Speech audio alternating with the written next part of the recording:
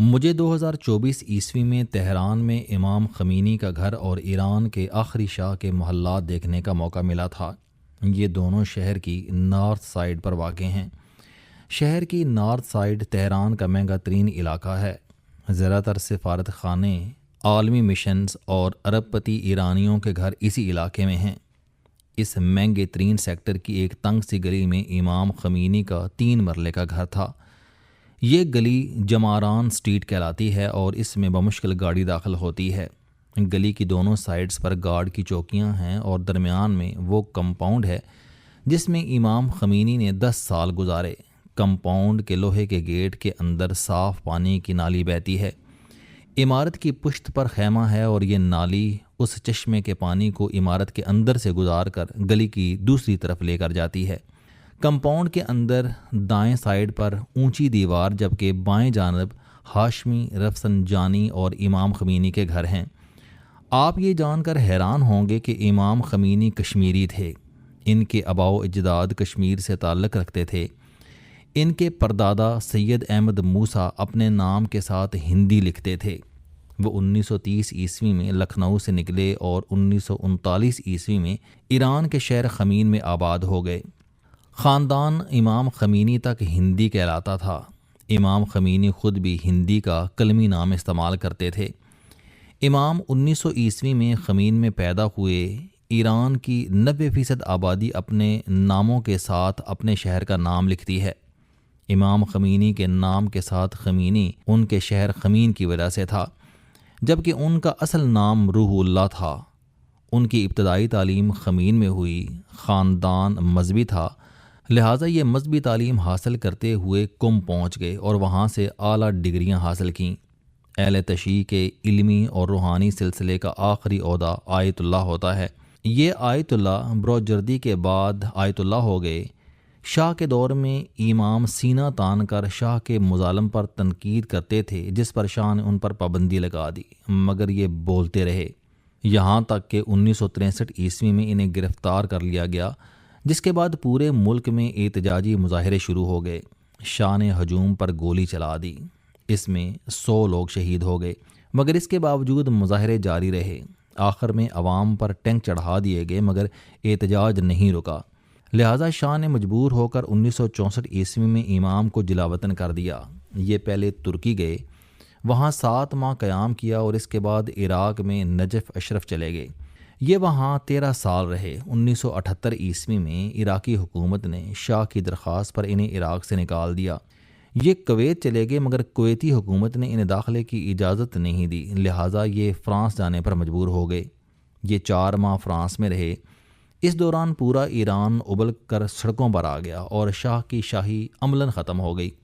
شاہ ایران 16 جنوری 1979 کو تہران سے بھاگ گیا، جس کے بعد 1 فروری 1979 کو آیت اللہ روح اللہ خمینی تہران کے مہر آباد ایئرپورٹ پر اترے اور پورے ملک نے باہر نکل کر ان کا استقبال کیا، اور یوں ایران میں اسلامی انقلاب آ گیا۔ امام خمینی ایران کے انقلابی لیڈر تھے، یہ بابائے قوم بھی تھے، مگر اس کے باوجود انہوں نے سادہ زندگی گزاری۔ وہ انتقال تک 3 مرلے کے کرائے کے مکان میں رہے اور آخری وقت تک اس کا کرایہ دیا۔ مجھے 2024 میں امام خمینی کا گھر دیکھنے کا اتفاق ہوا۔ وہ گھر بہت چھوٹا اور غریبانہ تھا۔ صحن 10 بائی 14 فٹ تھا، جس پر انگور کی بیلوں نے سایہ کر رکھا تھا۔ صحن سے سیڑھیاں اوپر جاتی تھیں، جن کے بعد امام کا لاؤنج آ جاتا تھا۔ یہ کسی بھی طرح 10 فٹ سے بڑا نہیں تھا۔ لاؤنج میں پرانا 2 سیٹر صوفہ اور لکڑی کی تپائی پڑی تھی۔ ساتھ ہی ان کا بیڈ روم تھا، جس کا سائز 12 فٹ تھا، اور اس میں ان کا سنگل بیڈ اور چھوٹی سی رائٹنگ ٹیبل تھی۔ دونوں کی مالیت چند ہزار روپے سے زیادہ نہیں تھی۔ ساتھ ہی ایک خالی کمرہ تھا جس میں قالین کے علاوہ کوئی فرنیچر نہیں تھا۔ یہ گھر کی سٹنگ تھی، اور اس کے پیچھے تیسرا کمرہ تھا جس میں خواتین رہتی تھیں، اور بس۔ امام خمینی نے زندگی کے آخری 10 سال اسی گھر میں گزارے۔ ان کی حسینیہ امام بارگاہ گھر کے بالکل سامنے تھی۔ امام ہر جمعے کے دن اسی میں خطاب کرتے تھے۔ حکومت نے اس کے نیچے بیسمنٹ میں ان کا میوزیم بنا دیا ہے۔ اس میں امام کی زندگی کے مختلف ادوار کی تصویریں اور استعمال کی اشیاء رکھی ہیں۔ ان اشیاء میں تاج کمپنی راولپنڈی کا شائع کردہ قرآن مجید کا ایک نسخہ بھی شامل ہے۔ یہ انہیں جنرل ضیاء الحق نے پیش کیا تھا۔ امام مختلف ریاستوں کے سربراہوں اور وزراء سے اسی گھر میں ملاقات کرتے تھے۔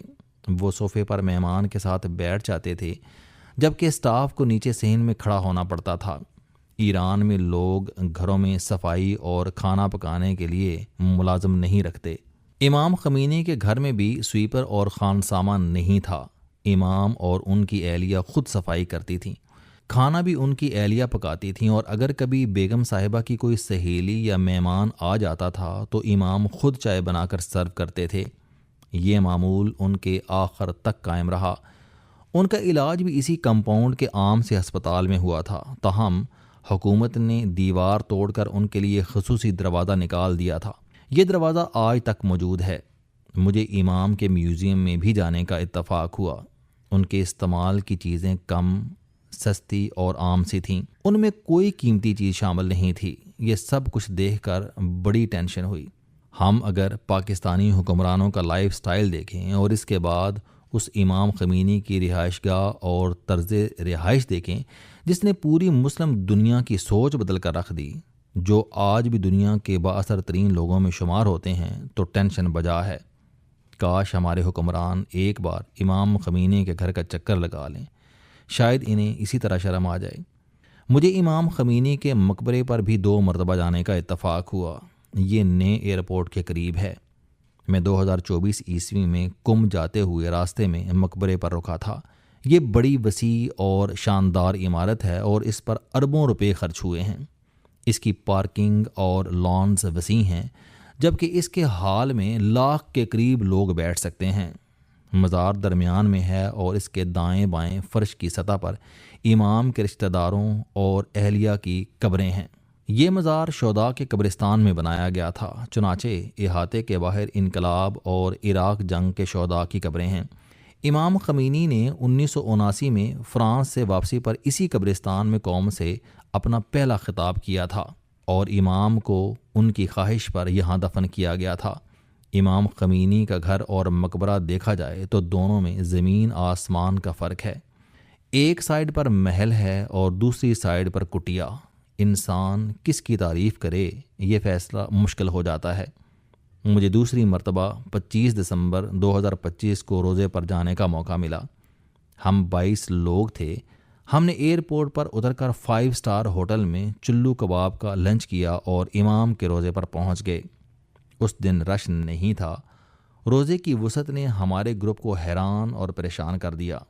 روزے کی پارکنگ اور فٹ پاتھ پر خیمے لگے تھے۔ گائیڈ حمید نے بتایا کہ ہوم لیس لوگ اور سیاح یہاں خیمے لگا کر رہتے ہیں۔ حکومت اس پر کوئی اعتراض نہیں کرتی۔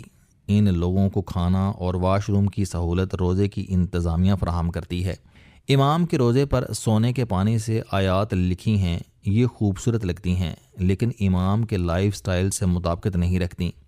روزے کی سیکیورٹی پاسداران کے ہاتھ میں ہے اور یہ کڑی تلاشی کے بعد زائرین کو اندر جانے کی اجازت دیتے ہیں۔ خواتین اور مردوں کے داخلے کے دروازے الگ الگ ہیں۔ خواتین کے لیے داخلے سے قبل عبایا اور سکارف لازم ہے، اور یہ دونوں چیزیں روزے کے گیٹ سے مل جاتی ہیں۔